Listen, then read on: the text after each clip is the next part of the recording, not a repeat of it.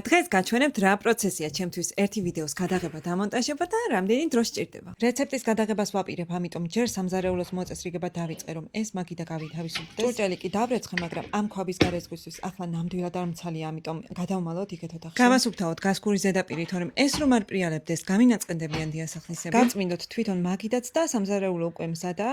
ჭურჭელს მე ამოვალაგებ, ეს კუთხე მაინც არ. ახლა კი ჩემი თავის მოწესრიგებაზე გადავდივარ, ავიწიეთ მა და დავიწანი, ასე ძალიან მომწონს. როცა ვიდეო რეცეპტებს ვიღებ, მაგრამ ძალიან მიჭერს თმისამაგრი, ამიტომ როცა ასე დამინახავთ, იცოდეთ რომ თავი მტკივა. წარბის დავარცხნა და ტუჩის ბანკარი, ეგაა სულ ჩემი მაკიაჟი. ბოლოს კი ტექნიკის მომზადებაზე გადავდივარ, აი აქ ცოტა მოვიკოჭრე. თვის ბოლოს ხელფასებზე მობილურით უნდა განვაახლო და ასევე შტატივით უნდა შევცვალო, რადგან მხოლოდ ეს გადაღუნული შტატივი და. გადაღების დაწყებას ვერ მოვასწარი, ილო და დათი რომ დაბრუნდნენ სეირნობიდან, ასე ნანანა სახიდით და დათიმ რა თქმა უნდა დაისაკუთრა ჩემი შტატივი. რეცეპტის გადაღებაც ერთად დავიწყეთ, ჩემი 3 წლის მობილურით. ხელფასი თუ არ მეყოფა ამ თვის ბოლოს TBC-ის სესხს დავიმატებ და აუცილებლად განვაახლებ ტექნიკას. TBC-ის სამომხმარებლო სესხი ზუსტად ჩემნაირ თვითდასაქმებულებისთვისა, მთავარია რამე სახის შემოსავალი გვერდით. ვითხოვთ ონლაინ ბანკიდან სახლიდან გაუსვლელად ყოველგვარი შემოსავლების ადასტურების ცნობების გარეშე. წლიური განაკვეთი კი 9.9%-დან იწყება. ვიდეოს გაკეთების ბოლო ეტაპი უკვე მისი დამონტაჟება და ხმის დადება არის, თვითონ წინასწარ პატარა მონახას ვიკეთებ. ახლა ოღონდ არ მითხრათ სარიელი кейსით როგორ ამონტაჟებ ვიდეოებსო,